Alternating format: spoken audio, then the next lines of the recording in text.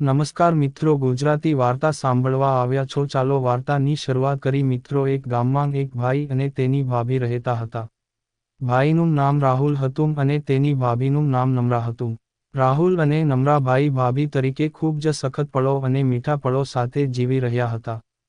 એક દિવસ ગામમાં એક મોટો મેળો યોજાવાનો હતો. રાહુલ કામમાં વ્યસ્ત હતો, પરંતુ નમ્રાએ નક્કી કર્યું કે તે મેળામાં ભાગ લેવા જશે. નમ્રા પરફેક્ટ રીતે કટ્ટર મકાનમાલિક અને સંભાળી જીવન જીવતી હતી, પરંતુ ભાઈના સન્માન અને પ્રેમ માટે એ અનેક હવેલીઓ અને દુશ્મનીઓનો સામનો કરતી રહી. મેળામાં નમ્રાને એક સુંદર મફત વસ્ત્ર મળી ગયા, પરંતુ તે વિચારતી રહી કે તે તેની ભાઈ માટે કઈ રીતે શ્રેષ્ઠ વસ્તુ લાવશે. નમ્રાએ વિચાર્યું કે મારો ભાઈ રાહુલ એવા વ્યક્તિ છે જે હંમેશા દરેક મુસીબતમાં મારી સાથે રહ્યો છે. એના માટે કંઈ ખાસ કરવું જોઈએ. મેળામાં નમ્રાએ કંઈક અનોખું જોવા મનોરંજન કર્યો. એને એક સુંદર કપડાં મળ્યાં, પરંતુ તેના કરતાં વધુ મહત્વનો આંદર હતો કે તેના ભાઈના માટે એવું કંઈ વિશેષ કરે જે એના દિલને સ્પર્શે. તેઓએ ચિત્કાર કર્યું અને નમ્રાએ એક નવો વિચાર કર્યું.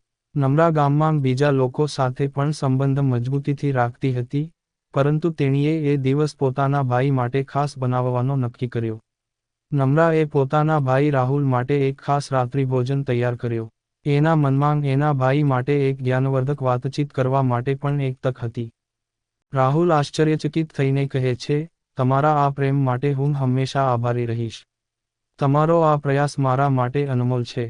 આ પ્રસંગ પર ભાઈ અને ભાભી વચ્ચેનો સંબંધ મજબૂતીથી બાંધી ગયો.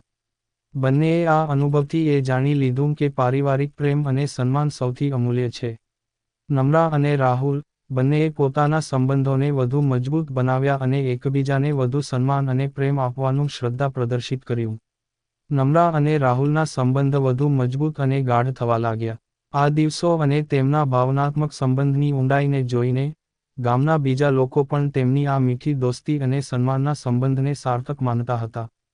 એક દિવસ એક મોટી સમસ્યા ગામમાં ઊભી થઈ. ગામના મુખ્ય માર્ગ પર અચાનક એક મોટું પથ્થર પડી ગયું હતું, જેના કારણે લોકો નીકળતા આવતા મુશ્કેલીનો સામનો કરી રહ્યા હતા. ગામના પુરુષો આ કામ માટે એકત્રિત થયા, પરંતુ મુશ્કેલી એ હતી કે પથ્થર ઘણા મોટા અને ભારે હતા. ત્યારે નમ્રાએ વિચાર્યું, હું રાહુલની મદદ લઈશ. એનું મન સારો છે અને તે મારી મદદ વગર કશું કરતું નથી. રાહુલને આ વાત કહેતાં તેણે તરત જ પથ્થર ખસેડવા માટે આગળ વધતા કહ્યું, હવે આ કામ સઘન છે, પરંતુ આપને સાથ આપે તો કંઈ પણ શક્ય છે. આ બંનેએ મળીને પથ્થરને ખસેડવાનું શરૂ કર્યું. રાહુલ ને નમ્રાએ 2.5 કલાક સુધી મળીને કામ કર્યું. આ પરિણામે પથ્થર આખરે માર્ગમાંથી હટાવી શકાયો અને ગામવાળા ખુશીથી ભરાઈ ગયા. ગામના લોકો આ બંનેની પરિશ્રમ અને સાથ સંગઠનની પ્રશંસા કરતાં કહેતા, આ બંને ભાઈ ભાભીનો પ્રેમ અને પરસ્પર સહકાર વાસ્તવમાં આદર્શ છે. આ ઘટનાએ નમ્રા અને રાહુલને એકબીજાની વધુ કદર અને આદર આપવાની તક આપી. બંનેએ આ અનુભવથી સમજ્યું કે પારિવારિક પ્રેમ માત્ર લાગણીથી નહીં, પરંતુ એકબીજાની મદદ અને સહકારથી પણ મજબૂત બને છે.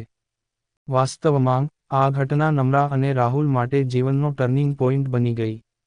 એ જ કલાકો તેમને અનુભવ આપવામાં આવ્યા કે ક્યાં સુધી વાતો અને ભાવનાઓ સાથે જીવવું જોઈએ અને ક્યાં સુધી એકબીજાને સહાય કરવાની જરૂર છે. તેમના સંબંધો તેમના પ્યાસથી વધુ મજબૂત અને મીઠા બની ગયા, અને આ ભાઈ અને ભાભી વચ્ચેનો સારો સંબંધ ગામમાં એક નમૂના બની ગયો. નમ્રા અને રાહુલના સંબંધમાં વધુ એક ગહન વધારો થયો. પથ્થર ખસેડવાના દિવસ પછી ગામમાં સ્નેહ અને એકતા વધુ મજબૂત થઈ. ગામના લોકો હવે બંનેના સંબંધને શ્રદ્ધાની દ્રષ્ટિએ જોતા હતા.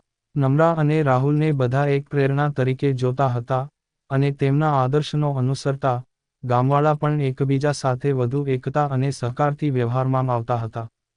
એક દિવસ ગામમાં એક મોટી પરિષદ મળી હતી, જ્યાં ગામના સર્વાંગી વિકાસ માટેના કેટલીક ચર્ચાઓ થવાની હતી. નમ્રાએ રાહુલ સાથે જ મંચ પર હાજર થવાનું નક્કી કર્યું, કારણ કે તે જાણતી હતી કે ભાઈ અને ભાભીના રૂપમાં તેઓ એકબીજાના વિચારો અને દૃષ્ટિકોણોને સારી રીતે મિશ્રિત કરી શકશે. પરિષદમાં નમ્રા અને રાહુલ બંનેએ કેટલીક મહત્વપૂર્ણ વાતો અને પ્રસ્તાવ રજૂ કર્યા. નમ્રાએ ગામના મહિલાઓ માટે સ્વયંસહાય ગૃહ, સેલ્ફ હેલ્પ ગ્રુપ સ્થાપવાનો પ્રસ્તાવ મૂક્યો, જેથી મહિલાઓ પોતાનું સશક્તિકરણ કરી શકી. રાહુલે પણ જણાવ્યું કે ગામના બાળકો માટે શિક્ષણના મૌલિક સ્તરોને મજબૂત બનાવવું જરૂરી છે. આમ આપને ભવિષ્યમાં નમ્રા જેમ લોકો ઊંચા ધ્યેયો સુધી પહોંચી શકશે. આ બંનેના વિચારોએ ગામના લોકોના દિલને સ્પર્શી લીધું. તેઓએ નમ્રા અને રાહુલના આ પ્રયાસોને સકારાત્મક રીતે સ્વીકાર્યો અને બધે મળીને કાર્ય કરવા માટે એક સંકલ્પ કર્યો. આ પ્રસંગે નમ્રા અને રાહુલે આ સમજ્યું કે તેઓએ માત્ર ભાઈ ભાભી તરીકે નહીં, પરંતુ ગામના વિકાસ માટે એકબીજાની મદદથી એક અનમોલ દિશામાં કામ કરવાનો માર્ગ પસંદ કર્યો. તેઓએ સમજૂતી અને સૌજન્યથી અનેક મુશ્કેલીઓ પર વિજય મેળવ્યો. કેમ કે ભાઈ અને ભાભી વચ્ચેનો સ્નેહ અને સંબંધ માત્ર ઘરના દાવપેચ સુધી મર્યાદિત નહોતો, પરંતુ તે સમાજના વિકાસ અને હેતુઓ માટેનો એક મજબૂત આધાર બન્યો. અંતે નમ્રા અને રાહુલનું સંબંધ ગામમાં એક પ્રેરણા બની ગયું. તેઓએ જણાવ્યું, સાચું પ્રેમ અને સંકલ્પ એ છે જે એકબીજાને શક્તિ આપે છે અને દરેક ચિંતાને પાછળ મૂકી નવી શરૂઆત તરફ લઈ જાય છે. આ રીતે નમ્રા અને રાહુલના સંબંધોની વાર્તા એ દર્શાવતી રહી કે પ્રેમ, સમજણ અને પરસ્પર સહકારથી કોઈ પણ સમસ્યા દૂર કરી શકાય છે. નમ્રા અને રાહુલના સંકલ્પને કારણે ગામમાં એક નવો ઉદય આવ્યો. લોકો હવે તેમની મદદ, સ્નેહ અને પરસ્પર સહકારને જોઈને પ્રેરિત થવા લાગ્યા. નમ્રા અને રાહુલ બંને એકબીજાની લાગણી સમજી અને એકબીજાની શક્તિઓને અનુરૂપ કાર્ય કરી રહ્યા હતા. એક દિવસ ગામમાં એક મોટી આપત્તિ આવી. મેઘાલયના નદીમાં ભારે વરસાદને કારણે પૂર આવી ગયો.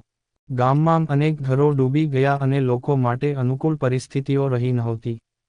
દરેક વ્યસ્ત થવા લાગ્યા, પરંતુ નમ્રા અને રાહુલને લાગે છે કે આ સમયે એકબીજાની મદદ ખૂબ જ મહત્વપૂર્ણ છે.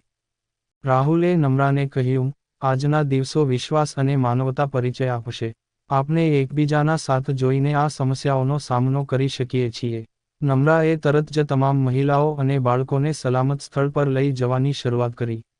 બીજું, રાહુલે પુરુષોને એકત્ર કરીને ગામના પુરુષોને જોડતાં બાળકોને અને અન્ય લોકોને બચાવવાનું કામ સંભાળ્યું. લોકો હવે તેમની આ શ્રદ્ધા અને કડક પ્રયત્નોથી પ્રેરિત થવાના હતા. નમ્રા અને રાહુલ બંને દ્રઢ નમ્રતા અને કઠોર શ્રમ સાથે લોકોની મદદ કરી રહ્યા હતા. આ આપત્તિના દરમિયાન ગામમાં સંબંધો અને મીઠાઈનો એક નવો પરિપ્રેક્ષ્ય ઊભો થયો. લોકો હવે એકબીજાને વધુ ધ્યાન અને સન્માન સાથે જોવા લાગ્યા. જ્યારે પૂરની અસર થોડી ઘટી, ગામની જિંદગી ફરી પાછી સામાન્ય થઈ. નમ્રા અને રાહુલ એકબીજાને જોઈને હસ્યા. તેઓએ કશુંક વધારે શીખી લીધું, સાચા સંબંધ અને મજબૂત મનોથી કોઈ પણ આપત્તિ, કોઈ પણ મુશ્કેલીને આપણી એકતા અને પરસ્પર સહકારથી પરાજિત કરી શકાય છે. એનો અર્થ એ હતો કે ભાઈ અને ભાભી માત્ર પરિવારના મકાનના અંગો જ ન હતા, પરંતુ ગામના માટે કાનિક વિશેષ, એક મજબૂત બેસિસ અને માર્ગદર્શક બની ગયા. આ વાર્તાની શ્રેષ્ઠતા એ છે કે ભાઈ અને ભાભીનો આ કણકણતા પ્રેમ, એનો પરસ્પર સન્માન, દરેક સમયે એકબીજાની મદદ અને સમર્થનથી, આખરે સમાજના શ્રેષ્ઠ હિતમાં ફેરવાઈ ગયો. આવી જ સ્ટોરી સાંભળવા માટે ચેનલને સબસ્ક્રાઇબ અને વિડીયોને લાઇક કરજો મિત્રો. ધન્યવાદ.